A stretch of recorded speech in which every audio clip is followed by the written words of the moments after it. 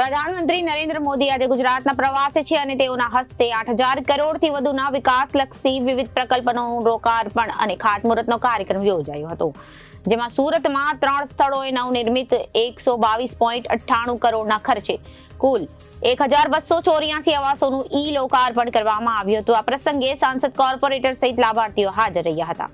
પ્રધાનમંત્રી નરેન્દ્ર મોદીના હસ્તે આજે 8,000 કરોડથી વધુના વિકાસલક્ષી વિવિધ પ્રકલ્પોનું લોકાર્પણ અને ખાતમુહૂર્તનો કાર્યક્રમ યોજવામાં આવ્યો હતો, જેમાં સુરતમાં TP scheme number 10 plot number 17 ખાતે કુલ 408 આવાસો, TP scheme number 62 Dindoli Bhestan Bhedwad plot number 173 કુલ 336 આવાસો તથા ટીપી સ્કીમનું 13 વેસુ ભરથાણા પ્લોટ નંબર 166 540 આવાસો મળી કુલ 1,284 આવાસોનું લોકાર્પણ કરવામાં આવ્યું હતું। આ સમગ્ર કાર્યક્રમમાં વૈષ્ણો દેવી હાઇટ્સ પાસે કેનાલ રોડ ખાતે યોજવામાં આવ્યો હતો। આજે આયોજિત કાર્યક્રમમાં મનપા કમિશનર શાલિની અગ્રવાલ, સાંસદ મુકેશ દલાલ, સ્ટેન્ડિંગ કમિટીના ચેરમેન રાજ પટેલ, સ્થાનિક કોર્પોરેટર તેમજ મોટી સંખ્યામાં શહેરીજનો ઉપસ્થિત રહ્યા હતા।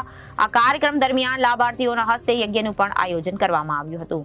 પ્રધાનમંત્રી આવાસ યોજના અંતર્ગત સુરત મહાનગરપાલિકાના આજ દિન સુધી કુલ રૂપિયા 2,087.15 કરોડના ખર્ચે 57 જગ્યાઓએ કુલ 29,876 આવાસ મંજૂર કરવામાં આવેલા છે, જેમાં પૈકી 27,688 આવાસોની 18,096.56 કરોડના ખર્ચે 54 જગ્યાઓએ કામગીરી પૂર્ણ કરવામાં આવી છે અને 2,188 આવાસોની કુલ 190.59 કરોડના ખર્ચે 3 જગ્યાએ કામગીરી પ્રગતિ હેઠળ છે।